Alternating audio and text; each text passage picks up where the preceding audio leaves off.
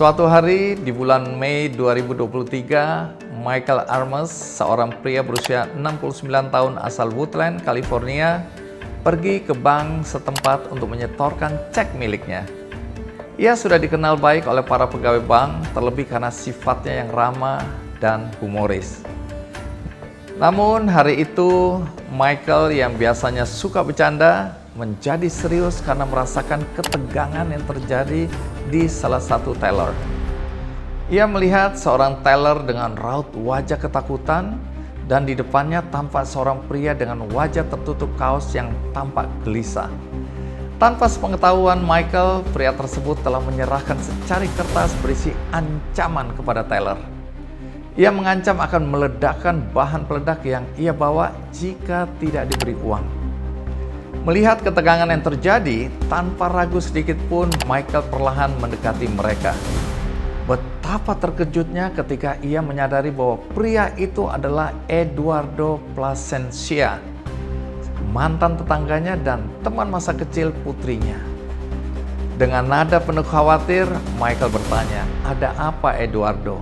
Apakah kamu sedang mengalami kesulitan?" Seketika pertemuan tanpa sengaja itu pun diliputi perasaan emosional. Eduardo pun menjawab dengan suara putus asa bahwa hidupnya sedang sangat sulit. Bahkan ia lebih memilih dipenjara daripada terus menanggung beban hidup yang begitu menyakitkan. Dengan penuh empati, Michael mendengarkan penderitaan Eduardo.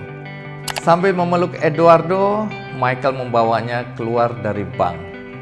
Pelukan Michael menenangkan Eduardo dan ia membatalkan rencana kejahatannya. Eduardo memang akhirnya divonis bersalah dengan dakwaan hanya percobaan perampokan tanpa kerugian bank dan tanpa senjata. Dari kisah Michael dan Eduardo ini kita bisa belajar bagaimana empati mampu mengubah situasi. Kita tidak pernah tahu apa yang sedang dialami seseorang, kesulitan apa yang mereka tanggung, dan seberapa berat beban yang mereka pikul atau sedalam apa rasa putus asa yang tengah mereka hadapi. Dengan empati, kita akan mampu melihat sesuatu dari sudut pandang orang lain, bukan hanya dari kacamata kita sendiri. Dengan begitu, kita bisa memahami alasan di balik tindakan, emosi, atau reaksi seseorang yang mungkin sebelumnya tampak tidak masuk akal bagi kita. Tanpa empati, kita akan mudah menghakimi. Sebaliknya, dengan empati, kita belajar bahwa setiap orang punya pergulatannya sendiri dan kita pun bisa lebih bijak dalam menilai dan bereaksi.